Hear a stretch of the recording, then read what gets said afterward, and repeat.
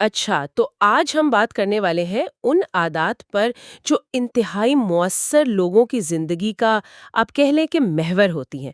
ہمارے پاس جو ذرائع ہیں وہ صرف اصولوں کی کوئی فہرست نہیں ہے، بلکہ ایک مکمل ذہنی تبدیلی کا نقشہ پیش کرتے ہیں۔ ہمارا مقصد یہ سمجھنا ہے کہ یہ عادات جو بظاہر بہت سادہ لگتی ہیں، کس طرح ایک طالب علم کی پڑھائی سے لے کر ایک کاروباری مالک کے فیصلوں تک ہر چیز کو بدل سکتی ہیں۔ جی، اور یہاں سب سے اہم بات یہ ہے کہ یہ عادات الگ الگ نہیں ہیں، یہ ایک زنجیر کی کڑیوں کی طرح ہیں۔ مطلب ہر کڑی دوسری کو مضبوط کرتی ہے۔ سفر خود پر قابو پانے سے شروع ہوتا ہے، یعنی ذاتی فتح، اور پھر جاتا ہے دوسروں کے ساتھ مل کر بڑی کامیابیاں حاصل کرنے تک، جسے ہم عوامی فتح کہتے ہیں۔ تو یہ ایک مکمل نظام ہے، صرف چند ٹوٹکے نہیں۔ ٹھیک ہے، تو آئیے اس کی تہہ میں اترتے ہیں۔ پہلی عادت ہے پہل کریں، یعنی بی پرو ایکٹیو۔ اس کا بنیادی خیال تو سمجھ میں آتا ہے کہ اپنی زندگی کی ذمہ داری خود لیں، لیکن کیا یہ صرف مثبت سوچنے کا دوسرا نام ہے؟ نہیں نہیں، یہ ایک بہت عام غلط فہمی ہے۔ اصل میں یہ مثبت سوچ سے کہیں زیادہ گہری بات ہے۔ یہ اس حقیقت کو تسلیم کرنا ہے کہ ہر بیرونی واقع، یعنی تحریک، اور ہمارے رد عمل کے درمیان ایک چھوٹا سا خلا ہوتا ہے۔ اسی خلا میں ہمارے پاس انتخاب کرنے کی طاقت ہوتی ہے۔ اچھا، مثال کے طور پر؟ مثال کے طور پر، ٹریفک میں پھنس جانا ایک تحریک ہے۔ اب آپ کا رد عمل غصہ، فرسٹریشن، ہارن بجانا ہو سکتا ہے، یا پھر پرسکون رہ کر اس وقت کو کچھ سننے یا سوچنے کے لیے استعمال کرنا۔ پرو ایکٹیو ہونا اسی خلا کو پہچاننا اور اسے دانشمندی سے استعمال کرنا ہے۔ یہ تو کمال کی بات ہے، یعنی غصے یا مایوسی کے ایک لمحے میں بھی ہمارے پاس ایک انتخاب موجود ہوتا ہے، چاہے وہ کتنا ہی چھوٹا کیوں نہ ہو۔ یہ سوچ ہی بڑی بااختیار کرنے والی ہے۔ تو اس کے برعکس جو لوگ ہوتے ہیں ری ایکٹیو، ان کی زندگی تو پھر بیرونی حالات کے رحم و کرم پر ہوتی ہوگی؟ بالکل، جو ری ایکٹیو شخص ہے نا، اس کی خوشی اور ذہنی سکون کا ریموٹ کنٹرول تو دوسروں کے ہاتھ میں ہوتا ہے۔ اگر موسم اچھا ہے تو موڈ اچھا، کسی نے تعریف کر دی تو خوش، تنقید کر دی تو دکھی۔ وہ اپنی زبان سے بھی اپنی بے بسی ظاہر کرتے ہیں، جیسے میں کیا کر سکتا ہوں، حالات ہی ایسے ہیں، یا اس نے مجھے بہت غصہ دلا دیا۔ گویا ان کے جذبات کا بٹن کسی اور کے پاس ہے۔ اور پرو ایکٹیو شخص کی زبان کیسی ہوگی؟ ایک پرو ایکٹیو شخص کہے گا، آئیے دیکھتے ہیں کیا متبادل راستے ہیں، یا میں اپنے رد عمل کو کنٹرول کر سکتا ہوں۔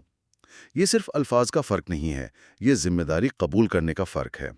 ایک پرو ایکٹیو طالب علم امتحان میں ناکامی پر یہ نہیں کہتا کہ پرچہ مشکل تھا، بلکہ یہ سوچتا ہے کہ مجھے اپنی تیاری کو کیسے بہتر بنانا ہے۔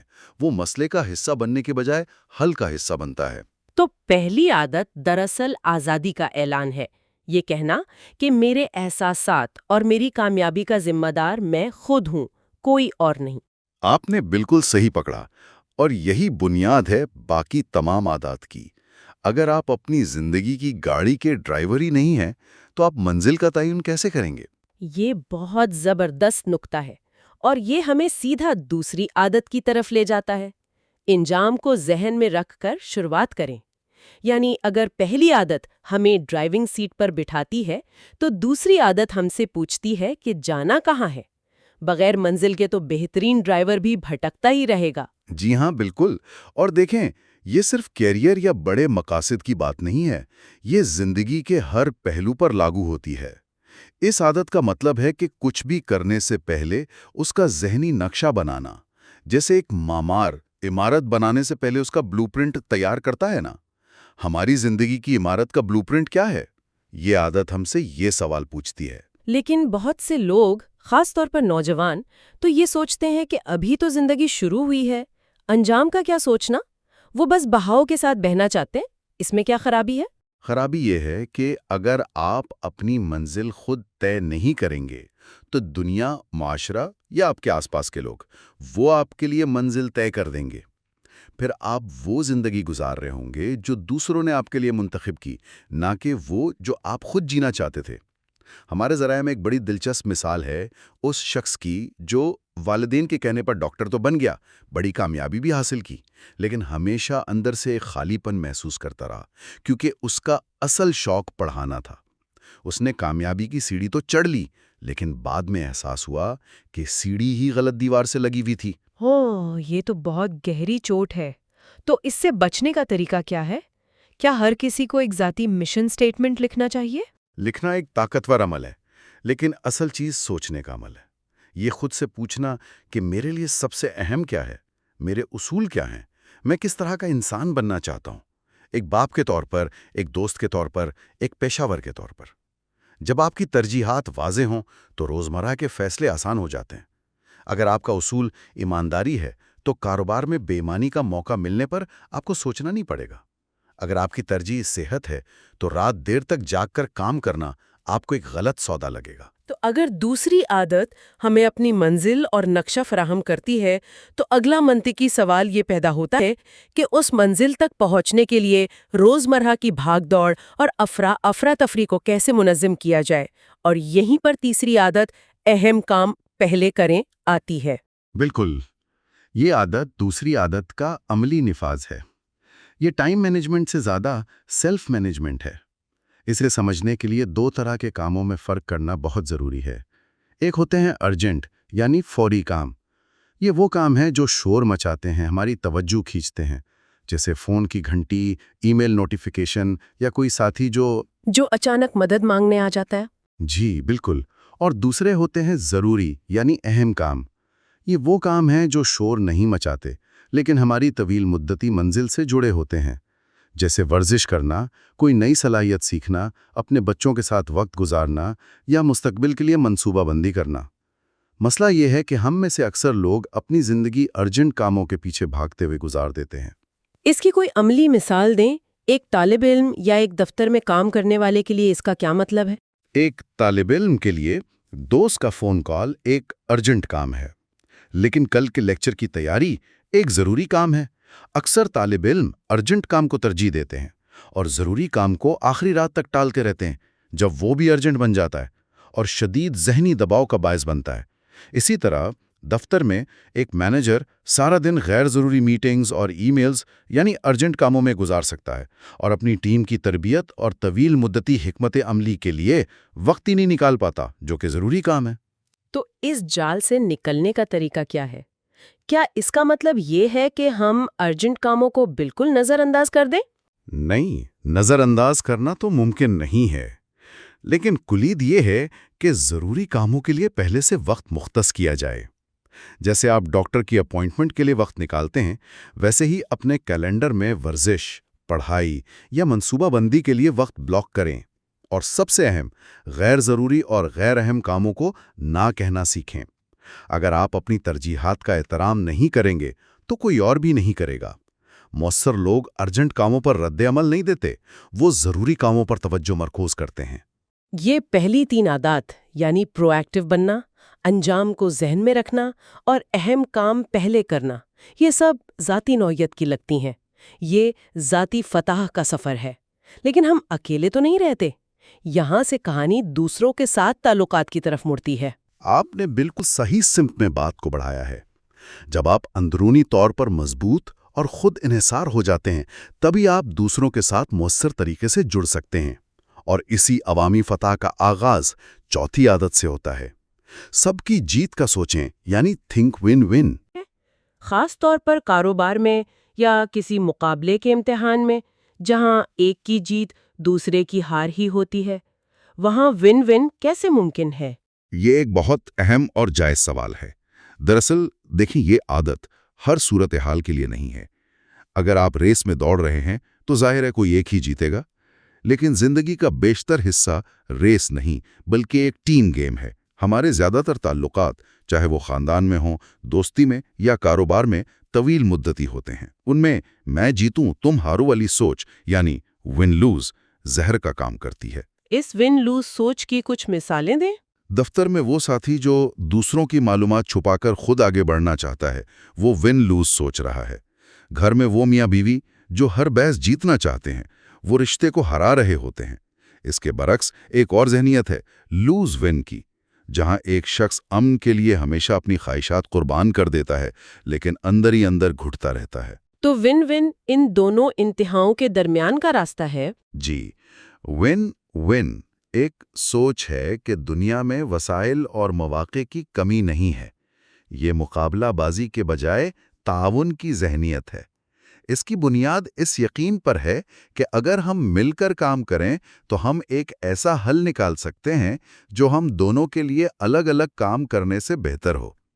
یہ صرف سمجھوتا نہیں ہے، بلکہ ایک تیسرا بہتر متبادل تلاش کرنا ہے۔ جیسے دو بہن بھائی ایک مالٹے پر لڑ رہے ہیں، ون لوز میں بڑا بھائی چھین لے گا، سمجھوتے میں وہ اسے آدھا آدھا کاٹ لیں گے، لیکن ون ون میں وہ بات کریں گے اور شاید پتہ چلے کہ ایک کو رس پینا تھا اور دوسرے کو کیک بنانے کے لیے چھلکا چاہیے تھا۔ دیکھیں، دونوں کی ضرورت پوری ہو گئی۔ واہ، یہ تو بالکل مختلف زاویہ ہے، لیکن اس طرح سوچنے کے لیے تو بہت ہمت اور سمجھداری چاہیے۔ اور یہاں ایک بہت گہرا تعلق سامنے آتا ہے۔ آپ چوتھی عادت سب کی جیت کا سوچنا پر عمل کر ہی نہیں سکتے اگر آپ نے پہلی عادت پہل کرنا پر عبور حاصل نہ کیا ہو۔ کیوں؟ کیونکہ ایک ری ایکٹیو شخص جو خود کو حالات کا شکار سمجھتا ہے، وہ ہر بات چیت میں صرف اپنے دفاع یا اپنی بقا کے لیے لڑتا ہے۔ اس کے پاس اتنی ذہنی وسعت ہی نہیں ہوتی کہ وہ دوسرے کی جیت کے بارے میں سوچ سکے۔ ون ون کے لیے پہلے اندر سے مضبوط اور محفوظ ہونا ضروری ہے۔ یہ تو ایک مکمل نظام کی طرح جڑ رہا ہے۔ اگر چوتھی عادت ون ون کا مقصد ہے تو اس مقصد تک پہنچنے کا راستہ کیا ہے؟ ہم دوسرے کی جیت کو کیسے یقینی بنا سکتے ہیں جب ہمیں یہی نہیں معلوم کہ اس کے لیے جیت کا مطلب کیا ہے؟ آپ نے بالکل نبض پر ہاتھ رکھا ہے، اور یہ ہمیں سیدھا پانچویں عادت کی طرف لے جاتا ہے، جو شاید سب سے مشکل لیکن سب سے طاقتور ہے۔ پہلے سمجھیں، پھر سمجھائیں۔ یہ ہمارے اندر کی اس شدید خواہش کے خلاف جاتی ہے کہ ہم پہلے اپنی بات منوائیں، اپنا نقطہ نظر پیش کریں اور اپنی صفائی دیں۔ ہم سب جواب دینے کے لیے سنتے ہیں، سمجھنے کے لیے نہیں۔ میں خود کئی بار یہ غلطی کر چکی ہوں۔ ہم سب ہوتے ہیں، ہم سنتے ہوئے اپنے ذہن میں جواب تیار کر رہے ہوتے ہیں۔ لیکن یہ عادت ہم سے ہمدردانہ سماعت کا تقاضا کرتی ہے، ایمپیتھیٹک لسننگ۔ اس کا مطلب صرف الفاظ سننے نہیں، بلکہ ان الفاظ کے پیچھے چھپے جذبات، احساسات اور اصل مطلب کو سمجھنے کی کوشش کرنا ہے۔ مجھے یاد ہے ایک بار میں اپنے ایک دوست کو اس کے مسئلے کا بہترین حل بتانے میں لگا ہوا تھا، اور وہ مزید پریشان ہو رہا تھا۔ 10 منٹ کی تقریر کے بعد مجھے احساس ہوا کہ وہ مجھ سے کوئی حل نہیں چاہتا تھا، وہ صرف یہ چاہتا تھا کہ کوئی اس کی بات کو توجہ اور ہمدردی سے سن لے۔ میں سمجھانے میں اتنا مصروف تھا کہ سمجھنا ہی بھول گیا۔ اس کی سب سے بڑی مثال تو گھریلو جھگڑوں میں نظر آتی ہے۔ بیوی کہتی ہے، آپ مجھے بالکل وقت نہیں دیتے۔ شوہر فوراً دفاعی انداز میں کہتا ہے، میں سارا دن تمہارے اور بچوں کے لیے ہی تو محنت کرتا ہوں۔ بات ختم، جھگڑا شروع۔ شوہر نے بیوی کے الفاظ کے پیچھے کی جذباتی ضرورت کو سمجھنے کی کوشش ہی نہیں کی۔ بالکل، اگر وہ پانچویں عادت پر عمل کرتا تو شاید پوچھتا، ایسا لگ رہا ہے کہ تم بہت تنہا محسوس کر رہی ہو، کیا ہوا؟ اس ایک سوال سے پوری گفتگو کا رخ بدل سکتا تھا۔ اور یہ واضح کرنا بہت ضروری ہے کہ سمجھنے کا مطلب متفق ہونا نہیں ہے۔ آپ کسی کے نقطہ نظر کو پوری طرح سمجھنے کے بعد بھی اس سے اختلاف کر سکتے ہیں، لیکن جب دوسرے شخص کو یہ محسوس ہوتا ہے کہ اسے سنا اور سمجھا گیا ہے تو وہ دفاعی پوزیشن سے باہر آ جاتا ہے اور آپ کی بات سننے کے لیے ذہنی طور پر تیار ہو جاتا ہے۔ تو اگر ہم ان تمام نکات کو جوڑیں تو پانچویں عادت کے بغیر چوتھی عادت یعنی ون ون محض ایک کھوکھلا نعرہ ہے۔ آپ باہمی فائدے کا حل اس وقت تک نکال ہی نہیں سکتے جب تک آپ دوسرے شخص کی اصل ضروریات اور خدشات کو ایمانداری سے سمجھ نہ لیں۔ جی ہاں، جب آپ واقعی کسی کو سنتے ہیں تو آپ صرف معلومات حاصل نہیں کرتے، آپ ایک رشتہ بناتے ہیں، آپ اعتماد قائم کرتے ہیں، اور یہی اعتماد ہر قسم کی کامیابی کی بنیاد ہے، چاہے وہ ذاتی ہو یا پیشہ ورانہ۔ آج ہم نے جن عادات پر بات کی ان کا خلاصہ یہ ہے کہ یہ خود انحصاری سے باہمی انحصاری کی طرف ایک گہرا اور منظم سفر ہے۔ پہلی 3 عادات، پرو ایکٹیو بننا، انجام کو ذہن میں رکھنا اور اہم کام پہلے کرنا، ہمیں اندر سے مضبوط بناتی ہیں۔ یہ ہماری ذاتی فتح ہے۔ اور اگلی 2 عادات، ون ون سوچنا اور پہلے سمجھنا، ہمیں اس اندرونی مضبوطی کو استعمال کرتے ہوئے دوسروں کے ساتھ مل کر غیر معمولی نتائج حاصل کرنے کے قابل بناتی ہیں۔ لیکن یہ یاد رکھنا اہم ہے کہ یہ کوئی 2 منٹ میں بننے والی نوڈلز کا فارمولہ نہیں، بلکہ زندگی بھر کی مشق ہے۔ اصل چیز ان اصولوں کے بارے میں بیداری پیدا کرنا اور پھر روزانہ چھوٹے مستقل قدم اٹھانا ہے۔ آج کی گفتگو کو ختم کرتے ہوئے ایک سوال سوچنے کے لیے چھوڑتے ہیں۔ آج جن 5 عادات پر ہم نے گہرائی سے بات کی ہے، ان کو مد نظر رکھتے ہوئے روزمرہ کا وہ کون سا ایک چھوٹا سا ری ایکٹیو رویہ ہے جسے اگر آج سے ہی پرو ایکٹیو انتخاب میں تبدیل کر دیا جائے تو کسی کی زندگی میں سب سے بڑی پازیٹیو تبدیلی کا آغاز ہو سکتا ہے؟